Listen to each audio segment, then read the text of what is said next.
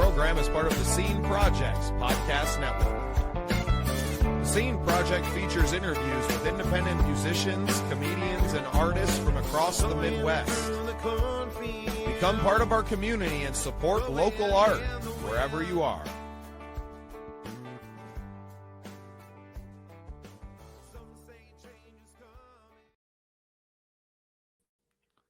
Welcome into this very exciting episode of Real Biz. I am your host, Bubba Startz, and with me today is the Quad Father, Brian Swift. Brian, welcome to the show.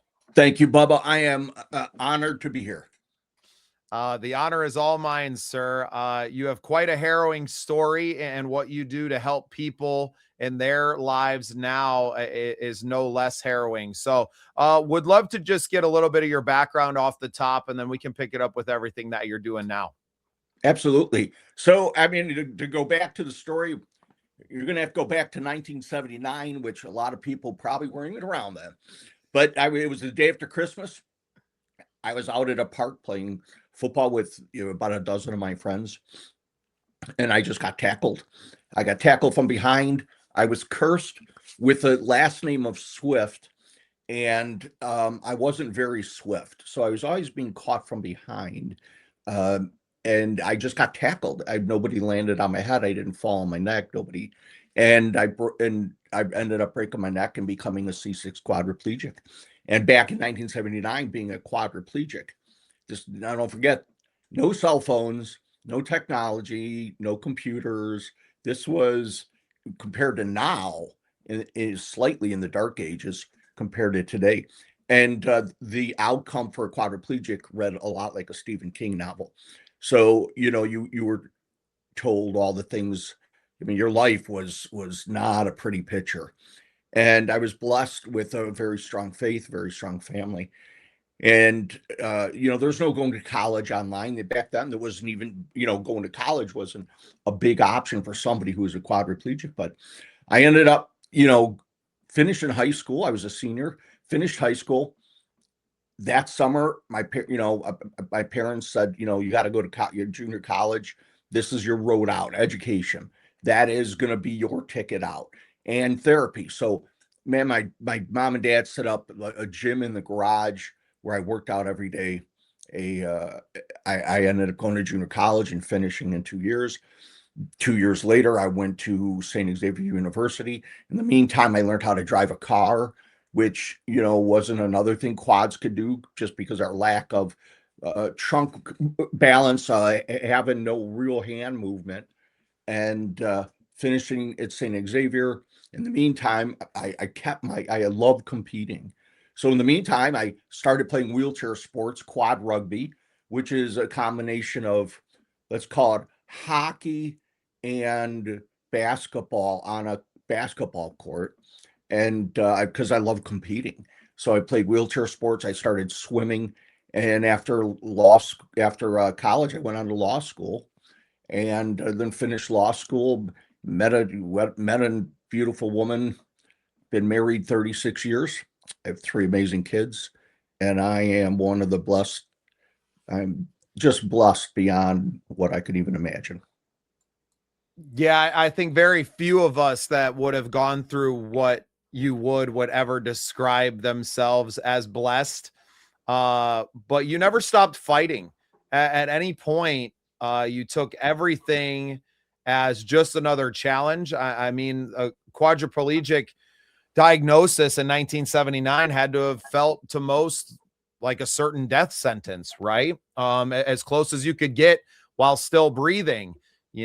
Back then, it's hard for people my age. I was born in 86. So we don't remember a time really prior to, the American with Disabilities Act and all Right. of the accessibility that we have now for handicapped people. That wasn't around at all in 1979. No, you had to grit it out. I mean, and there was no complaining. You just saw something and you either let it beat you or you beat it. And I was blessed to have very strong faith, and people, I have never asked God to help me walk. Never. If I ever request that, all I have asked is to give me the strength to deal with whatever life throws at me. And I have been given that in such amazing ways. And the walking was just kind of, would it be awesome? Sure, it would. To gain your bladder control, your bowel control, to have balance, trunk control. But like, if you rest your happiness on that, you're going to be unhappy. So I rested my happiness on achieving other things. So that's what really helped was, and I tell people, because they asked, how did you deal with it? How do you deal with things now? In it's not in letting things go. It's hard to let things go, but you have to learn to just let it be. And in letting things be, what you're basically doing is not denying what you are, but you're accepting it, and you're allowing yourself to focus beyond that on other things. That's kind of how I have moved forward with doing what I do. And I think that's a great point that everyone can take away is if you don't accept where you're at and that isn't going to change, you're never going to learn, you're never going to adapt, and you're never going to be able to overcome it. And that is really what I think is that's the most gritty thing that you have to do is to accept it, that this is going to be the challenge in general, right? You're going to have to deal with a much harder life. Absolutely. Okay, I understand that now. What are these small challenges that I can overcome? What can I do instead of Yes. focusing on all the things that you can't?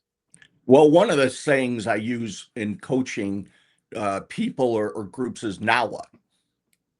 Now what? I mean, things happen to all of us. You, me. I mean, nobody promised. And I don't know, maybe if they did to you. Nobody said life was going to be easy. Nobody said life was going to be fair. So now what? Comes down to choices. Every morning, Bubba, you got a choice every morning to get up miserable or to get up happy, to get up grateful or to get up resentful, to get up with a smile, to get up with a frown. We all do. I do as a quad.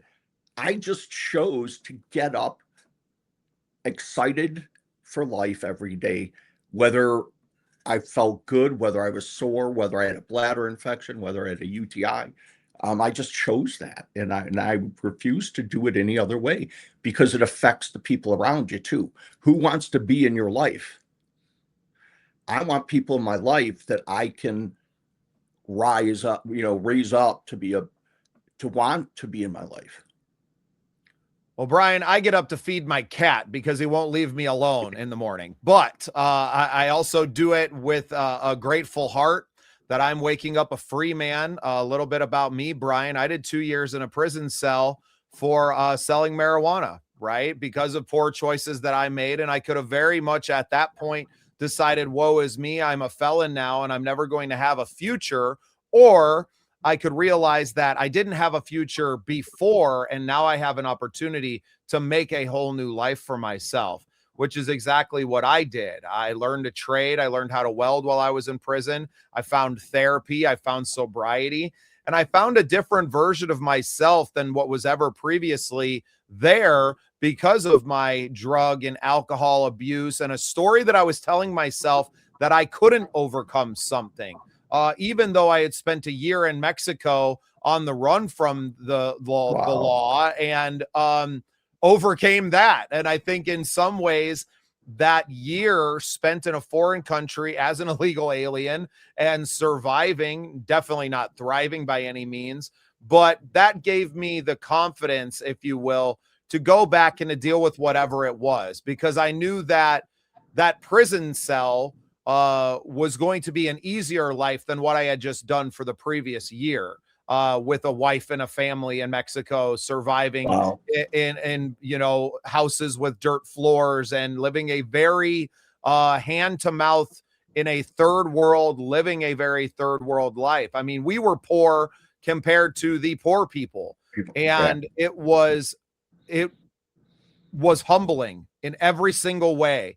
And it was also the moment where I decided that I was not going to do to my children what I felt like had been done to me, and continue to make choices that were going to affect their lives. And I was fortunate enough to, kind of come back, and none of my children really remember those years that I spent or being in Mexico at all. They know that they were a part of it, but it wasn't necessarily their story to tell. And I committed myself every day since then, including doing my time and getting out early because of modified sentences and good time and all of these things to, exacerbate that time. When you're given a life sentence, the same as you, not that mine was for life, but that you have a choice you could make. You could have very much just accepted that it was the way that people had told you it was going to be and that your life was over, and you probably wouldn't be here now, to be perfectly honest. Or you could have chosen to overcome the circumstances that you found yourself in. Your story is so incredible, because what you went through and what you did is probably what 20% of our country is going through. And I talk about resources. Okay, some people weren't given the beauty of having all the resources. You might not have had a good example in your life. You might not have had an education. You might not have financial help. You might not have, support, other support. Maybe you don't have technology in your life. You took all of the negative in your life, and when you went to prison, you decided, even though you didn't have resources. And how come, I'm going to step back, how come people who have all those things fail? Can you imagine having love, having support, having the money, having technology, having time, and still failing? Now, I'm guessing you probably didn't have all those things. But what you did, and this is something I talk about quite a bit, is you became resourceful. And that's why people with all the resources commonly fail, when people like you who don't have resources succeed, because you become resourceful. And when you went to prison, you decided to change some of your choices, but you became resourceful. You took on a trade. That's being resourceful. You could have went to prison, laid in bed, did your time, worked out, done your stuff, but you decided at some point, I've got to be resourceful with what I have. I could learn a trade. I could probably educate myself. I could, make sure that I'm walking the right line, because that gets me out of here earlier. And you became resourceful, and that is going to continue to lead you to success. So congratulations. I appreciate that, Brian. Yeah, and unlike you, all you decided to do was play football that day. I had decided to live a life that really only had two outcomes. It was prison or death, more than likely, right? So I kind of got off easy, right? I did my time, but I saw so many guys while I was in, just that like a revolving door. They'd get out and they'd be right back. And even the ones that you thought were going to do good ended up right back. And I was very committed to not being one of those statistics. And to beyond that, getting off of parole, I mean, as soon as I could, right? I fast forwarded 2 years. I think I was supposed to be on parole for maybe like 5. And because they're, a crammed system, guys who are doing very well and following all the rules, you have an opportunity to apply for an early release from parole. And I was very fortunate to have pretty much gotten off as fast as I could have. But beyond that, to be then an inspiration to others to say, hey, you can do this. A man like Jelly Roll is a huge inspiration to me too. Now, I know he didn't do an extended amount of time in a prison cell, but in and out of jails, and a very similar story to me. And that's what kind of led me back into music. And granted, I'm not playing as many shows on stage now. I have this platform that we've built that connects me to the entertainment industry, and now to a much wider world of business and coaches and inspiring individuals. I think that's all that I want in my life. And like you kind of alluded to, is that I don't want to be surrounded by losers. I don't want to be surrounded by people who have a loser's mentality, a woe is me mentality. No. There's nothing that that frustrates me and aggravates me more than that. And I'm really trying to just raise my children to be not only resourceful, but to realize that they are in control of their own lives and not just in a career path, but in their own happiness. And wake up with gratitude because you saw poorer than poor. You lived poorer than poor.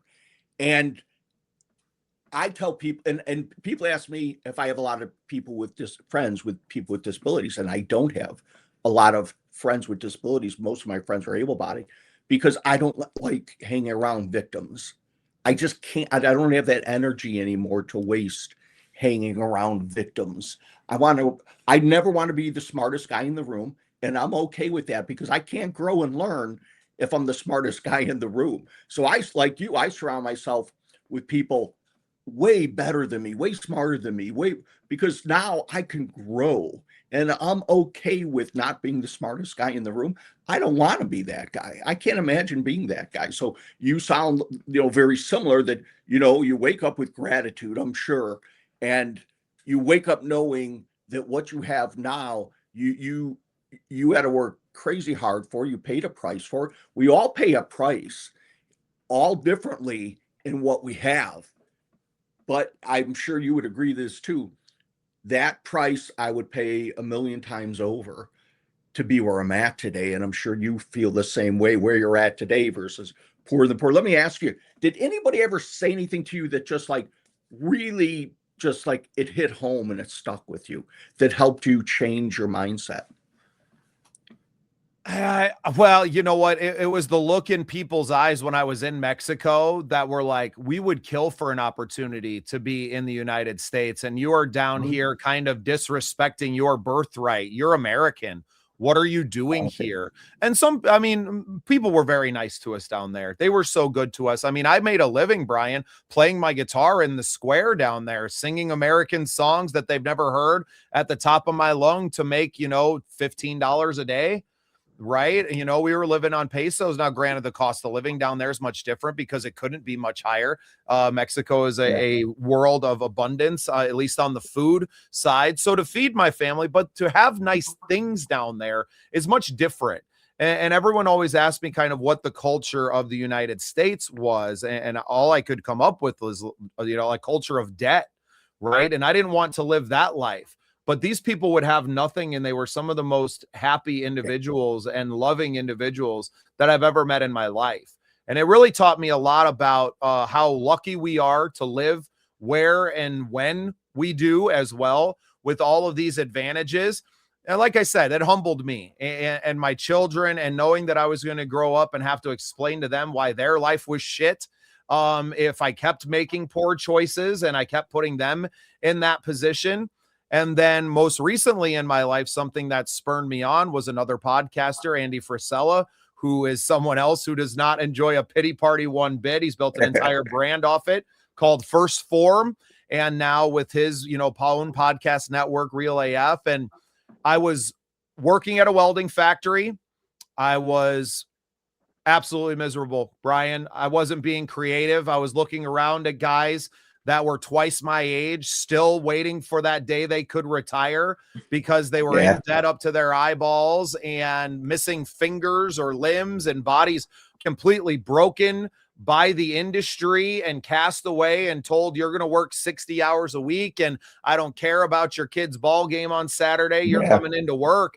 And I said, I'm not doing this. I have no future here. I cannot see myself here in 5 months, much less 5 years, much less 3 decades. So without seeing a path for myself, drinking too much of the time because I was, depressed, maybe not outwardly, but not happy in where I was in life, understanding full well that my own decisions had got me there. I never had a trade. I didn't learn and really start entering the workforce until I was in my 30s. I was well behind the curve.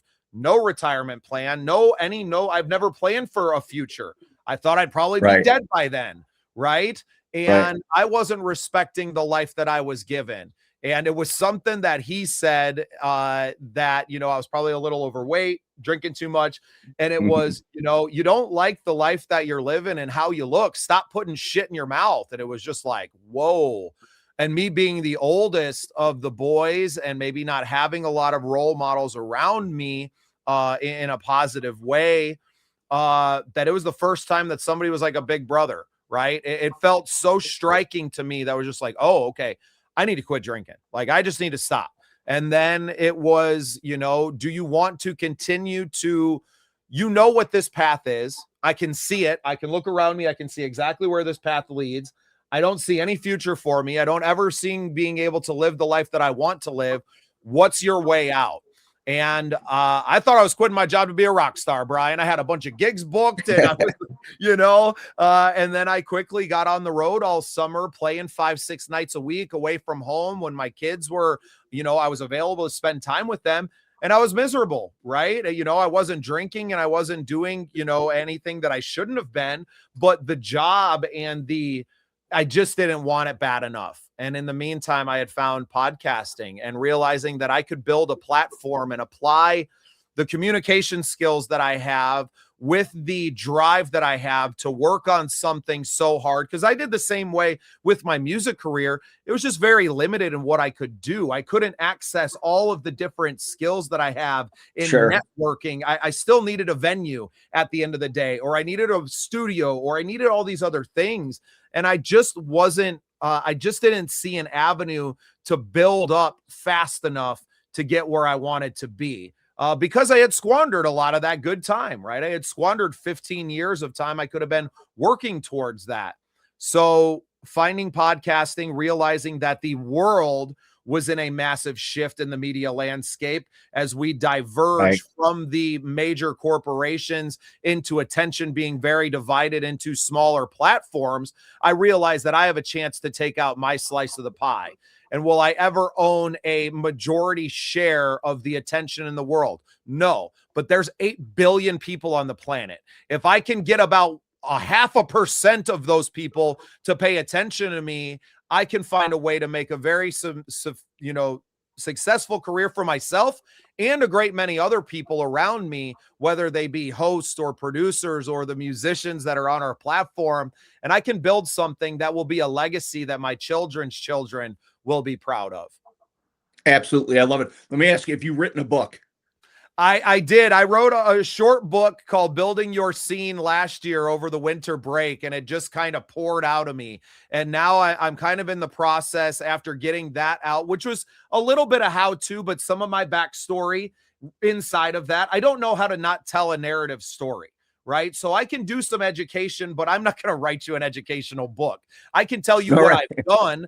I can't necessarily tell you what to do that you need to do, and it's going to make you the best, but I can tell you what I've done, and I can show you where it's gotten me. And now I'm back in that living phase of it, where I have a few things to accomplish right now, but maybe this summer I'll have a chance after a few of these things that are on the calendar right now are over to say, hey, now this is what we did. We took this to another level of content creation and podcasting. And, I wrote that book when I had one show and a couple of fledgling networks. Now we have 4 networks, 13 shows on that network. Wow. That is growing every day. I host over half of them, and just kind of occupying the space first and then starting to fill them in. It's the reason that I created this show, Real Biz, because my music interviews are scheduled out until October. Right. I'm 10 months ahead on content on that channel, doing a regular once a week podcast. So what else? Right. What now? No, you sound like me. I have so much on my plate, but I love that because I love the variety. If I'm not challenged, if I have too much free time, I start to get my own mind. And I love being outdoors. That's why we started our nonprofit 12 years ago to help people with disabilities get back outdoors, because insurance is a bugger. They're horrible. If it's not a medical necessity, which is very little, they don't pay for it. And if you want to get back outdoors and do the things you love, fishing, hunting, biking, triking, therapeutic trike, golfing, you need certain wheelchair attachments or devices, and insurance doesn't pay for that. Life is about being out. I couldn't imagine not being able to be outdoors doing some of the things I'd love. And that's where we come in and we help people get this equipment. Or I've got collaboration with somebody in the Florida Keys. You want to go snorkeling, you want to go deep sea fishing in a wheelchair, I can do that. You want to go skiing out in Colorado, I've got connections. You want to go horseback riding, I've got connections. And we get people outdoors, because I believe that's where you heal. You get that vitamin D, you can ground yourself. It's just a special place. So that's why we started that. And so between that and the things, writing, coaching, speaking, I'm like you. It's kind of like, now what? Which one do I keep pushing on? But I kind of like juggling them.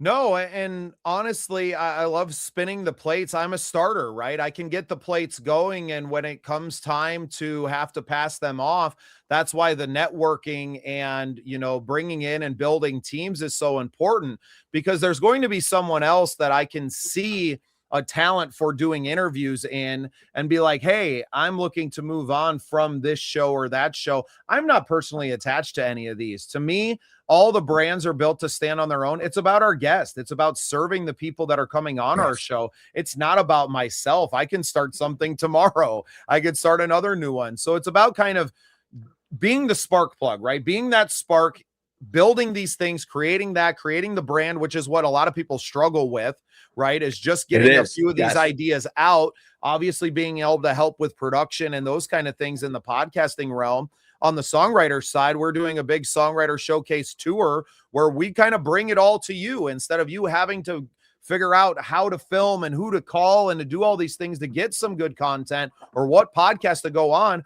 I'm out here shopping my services around in major markets throughout the US now. And I see that being something that we do for a long time. And coupled with those performances and that capture of content, we're also doing creator conferences where we're able to educate these people and to say, hey, do you have your back end prepared in case you do go viral, or you have a hit, or you have someone approach you about a sync license or one of these things? Do you have your shit together? And that's kind of where it starts out at. And I love the work that you're doing with the nonprofit to get people outdoors. We actually work with a couple of veteran organizations, Operation Combating Veteran Suicide, obviously being one. I'm the marketing and PR director for that organization, but another one called Op One Vet helps get disabled veterans into track chairs, or now we've seen some of these quads that they have that are absolutely amazing pieces of equipment. I got to shout out Friends in Service of Heroes Fish down in Kansas City area. Paul Chapa, a wonderful man himself. They've been donating almost a track chair a year to disabled veterans around their people. And I mean, these machines aren't cheap, but it's incredible the quality of life that can get given back to someone when they're finally able to get back out into the woods or around the lake and can do the things that make them happy. Absolutely. And that's what we do. We'll collaborate, because a track chair is around $16,000. I mean, the average person, even if they were were successful before they got injured, you don't have that kind of money laying around to put $16,000 into a track chair, maybe $20,000 into a ramp system to get back into your house. I mean, the money just keeps pouring out. Insurance doesn't pay for all this stuff. I don't know if people think it does, but we work a lot with veterans. I do a hunt out of North Carolina. Not that I do it. I do enjoy hunting. I shoot a crossbow. But we sponsor hunts for veterans. My buddy out in the Keys, we sponsor fishing trips for veterans. There's nothing better than getting the photos back or video back and seeing, this last year, we got 2 veterans out hunting with their sons, and they both got deers. And just you can't put a price on that, because we're not providing equipment. We're providing hope. We're providing purpose. We're providing accessibility. We're providing life. Those experiences that we're providing help you through the dark times. When you can look back and think about that experience and realize there's more of that possibly in your life, you can get over those humps. You can get through the dark times. So I look at it, it's less about the equipment And it's more about providing a feeling and an emotion of hope, of opportunity, of experience. That's what you're providing. So that's awesome. Maybe we could collaborate.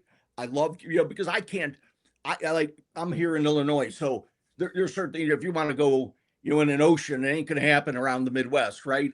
Uh, Hunting's not bad around the Midwest, but there's certain things that, that I have to collaborate with other organizations, which I'm fine with, and say, okay, here's $2,500. Take two veterans out and do a 2 or 3 day accessible hunt. Here's a couple of handicap accessible blinds. If they need a crossbow or whatever, we'll get that for you. And there's no better feeling than seeing the results of that. It's selfish.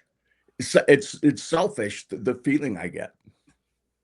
Exactly. And I feel like that's where I'm at in my career, in just the arc of my life, that I have achieved enough in my life. I have lived enough experiences and experienced that joy that now I want to give it to others. And I want to live vicariously through that joy. And not that I won't celebrate my own wins. Last year, we were fortunate enough to be awarded the Content Creator of the Year award for the Midwest Country Music Organization. They did their nomination reveal last night. We will not be repeating, but I'm working with the Midwest Talent Awards, another award show now, very closely, where we have 94 of our own nominees, right? And I realized that in a very short amount of time, I took myself from someone who maybe needed that as a separator to now being the one who can turn around and give that gift to someone else. And to me, I find it so much more rewarding to do that rather than doing it for the awards. I've never done a single thing in my life for an award anyway. I do know how important they are in the scope of things for others, though, right? I've seen the doors that have opened by being able to say, hi, I'm Bubba Startz. I have an award-winning podcast. And nobody really asks any questions about what that is or when it happened, or the fact that you had been recognized once is enough. You don't have to be a 13-time Grammy winner to really, it doesn't matter to that point. So realizing that, was there a sting to not see my name on the nomination list a little bit? Yeah. It was human, but it took me about 90 seconds to be like, you know what? It's okay. It's okay. Yeah. It's not a slight to me in any way. It's not to disparage what I had done, because in many ways I had done way more in 2025 than I ever did in 2024. Right. So a little bit, I kind of had to laugh about it, but it's not for the awards. It's about the feeling that we can give and the power that we can give to other human beings, those memories, like you said, to carry you through the dark times. I am big on not repeating experiences. It's kind of why my music career had kind of taken me to the place where I was performing, as the opening act on our local amphitheater stage for 3,500 individuals. Wow. And it was like, oh, that was amazing. But it would take a monumental, work for me to get from playing bars and grills to be the headlining act on that stage, right? I was very fortunate to get picked for that space, and I got to live that experience. Now, how do I turn that around and give that to someone else? How do I find myself in a position to give that out? And it's not that I don't apply for it again, but I want something different, because to me, the difference now in scope, it has to go from like 3,000 to 30, it has to be exponential, right? And it's like, well, that's going to take a lot more work. And I would much rather change other lives in the process of that 10 years that it might take doing what I'm doing than to just selfishly kind of, toot my own horn with my own music career, when I could fill a need in this media landscape to be a source for discovery of other musicians. And the way you feel is no different than anybody. It's like going out with somebody and I see a 6-point buck go by, and I'm like, oh man, John has a perfect shot at it. At the end of the night, I'm like, how come you didn't shoot it? I've got 6-point bucks. I don't need to get another one. I'm waiting for an 8-point buck or a 10-point buck. I'd be like, oh, dude, I would have dropped that thing because I've never gotten it. So like you said, he's waiting. He doesn't want that. He's already been there. He's done that. And keep this in mind. Maybe you weren't nominated, and this is all about how you perceive things. maybe it was sending you on a divine direction. Maybe it was telling, it was saying something like, this isn't the direction that you're supposed to be on now. Maybe there's that something else, which is that thing that's higher. So, before I got on, I see that you do a lot with singers and I'm guessing songwriters and comics. And 2 years ago, I did my first on stage comedian opportunity came to me at a venue called CD and Me, and I got to open for somebody maybe before your time. Do you know who JJ Walker is? From Name's Good not familiar Times? to me. I figured that. Well, I'm showing my age. So I got to open for him, and I got to do 15 minutes. And you know what? There's a big difference from, I can be funny around the dinner table, sitting out by a bonfire, having a few beverages, joking around. Man, when you're on stage, I realized, holy shit, it is way different. Thank God I've given speeches in corporate. I have been that funny guy in corporate or in other things, but being on stage, ooh, man, that's where the rubber meets the road. And I mean, I really enjoyed it. So I did some comedy last year, and this year I want to try to expand my comedy. So I really enjoyed that. And I wrote a Quadfather song. Now I can't sing it. I mean, I don't even know what my voice sounds like to other people. I'm sure it's not pleasant. But I wrote a Quadfather song. I'm gonna have to send it to you to see what you think about it. But I would love that. No, and something you touched on, right? It's easy to be funny in a corporate setting where nobody's expecting you to be funny. It's a yes, lot different to step into a spotlight now where the expectation is that you are funny.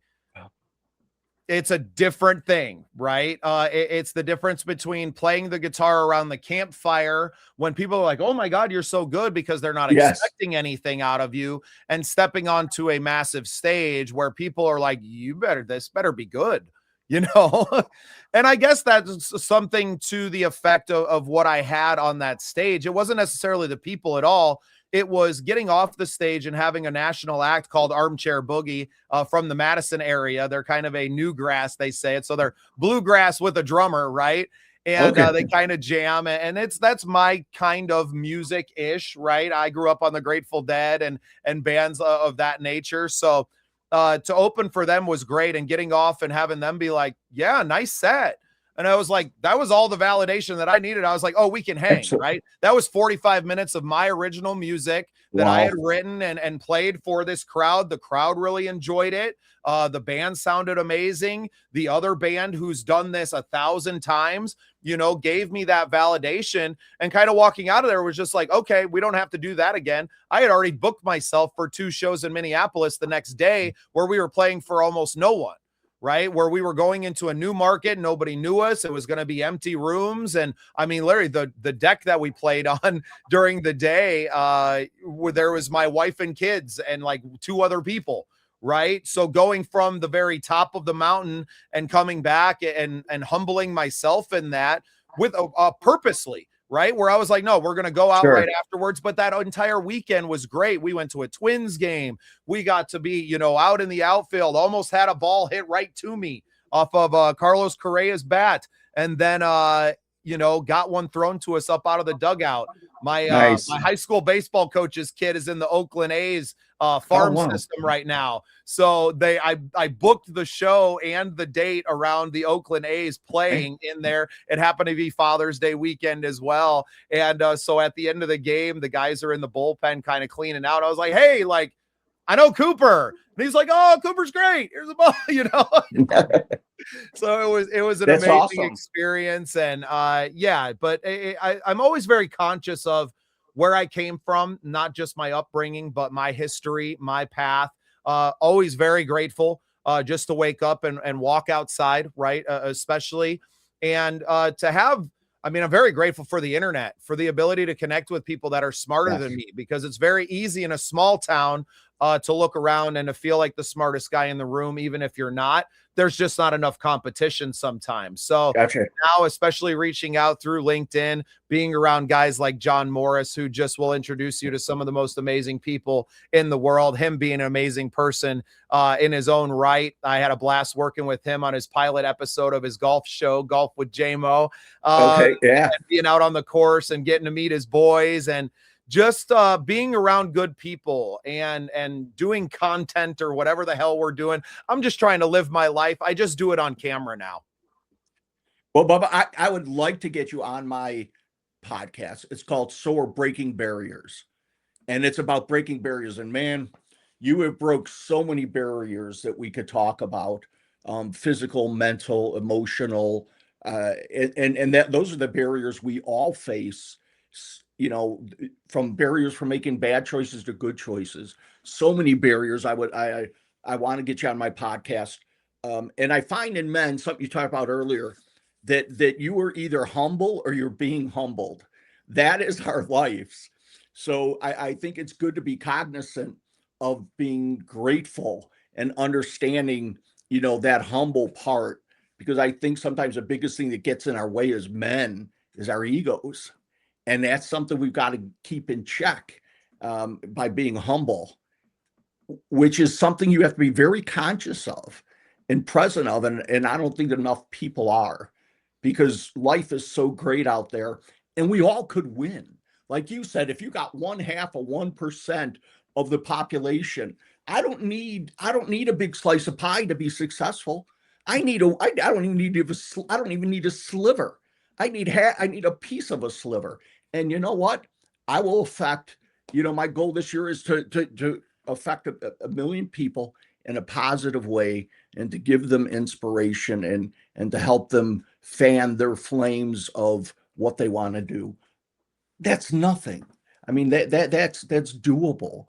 You just got to have that mindset. And then I've been blessed to always feel like my leadership style has been a servant leader, because I believe you get what you want out of life by helping others get what they want, and everybody wins then. Well, Brian, you fanned some flames here today with me. I am completely inspired by you. I am driven to do more for myself and to help others more in this year and well beyond. I would love to collaborate you and have you help us out with Operation Combating Veteran Suicide. We would love to find a way to help some veterans here in South Dakota or in the Midwest, and maybe bringing some from Illinois out to South Dakota to hunt some West River mule deer sometime. Maybe we can organize some really incredible experiences for other people, and to get some vicarious joy out of that would be wonderful. I would also be honored to join your podcast anytime. Thank you, Brian. So we'll arrange that. And I would just absolutely love sharing my story with your audience, and any chance I get to have more chats with you, I'm going to take full advantage of. So before I let you go today, plug everything, where people can find you and how they can get involved with your nonprofit and everything else. Sure. Absolutely. Thank you. So the nonprofit you could find, it's SOAR, SOAR, SOARnonprofit.com. It's an acronym that stands for Swift Outdoor Accessible Recreation. So you just go to SOARnonprofit.com. You find me on Facebook under Brian Swift. You could find me on LinkedIn under Brian Swift. I am the Quadfather on Instagram. So I do a little Quadfather stuff. And the Quadfather is basically about tough love, honest, raw. Like I grew up with you know, there was no mixing words with parents of my, you know, in my generation. Like dad talks straight at you. There was no watching your feelings, seeing if it was too tough. So that's who the Quadfather is. It's honest, it's real, it's raw love, tough love, and that's on Instagram. Reach out to me if I can help you in any way. I am truly here to serve. I've been blessed to have, you know, open the doors to do things that I've loved to do, and now it's my turn to serve. So can't wait to get you back to talk some comedy and music too. And I we'll would put love you on the to. scene projects.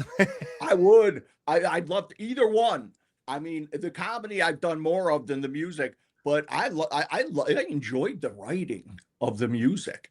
I mean, obviously, I'm still trying to figure out a way. Is there a way to play a guitar when you don't have these digits that can really move? And I'll figure it out. Well, you can get yourself one of these, Brian. Shout out to Aeroband Guitars.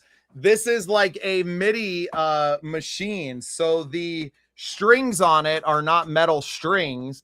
They are a composite material that you just press on, and it senses your fingertips on there. Oh, wow. I'm going to send you a link. And actually, if you want to hang out Please. for a little bit, I'll pull it out and I'll put it together for you and show you what it's capable of. I'm here. Awesome. Bubba, Well, everyone. you. Yeah. Thank you so much. I'm honored to be here. You've got an amazing story. You're making such a big difference out there, more than you probably even realize. And I can't wait to share your story and let people know who I was able to spend some time with. And this is not our last get together. No, not by any means. That's my favorite part about doing this, is that all this content is evergreen. We're not covering current events. We're just telling the stories of our lives. And I'm trying to build an archive for my children to go back and to know exactly who their father is, and sharing parts of my life that, you know, I'm not going to have a conversation with my 10-year-old about, but I want them to be able to know. And maybe they don't need to hear it from me, and maybe they can hear it from me on tape years down the road when they're ready to feel comfortable with that. But it was really kind of a selfish endeavor that's just turned into a way to be wholly selfless as well, and to give other people that opportunity to leave a legacy. Well, you're doing it. Keep doing it. Keep expanding. Keep doing this with the things you want to do, because in doing that, you're showing your kids that, like, you can get to here, and there's nothing wrong. You can get to here, and you can get to here, but this is what it takes. You are the best living example to show your kids what it takes to live a good, thriving, not surviving, good, thriving life by having this inner desire to be resourceful, to give back, to be humble, and to be thankful. So God bless. I'm very thankful for you, Brian. Thank you for spending some time with me today, and thank you for being part of the scene.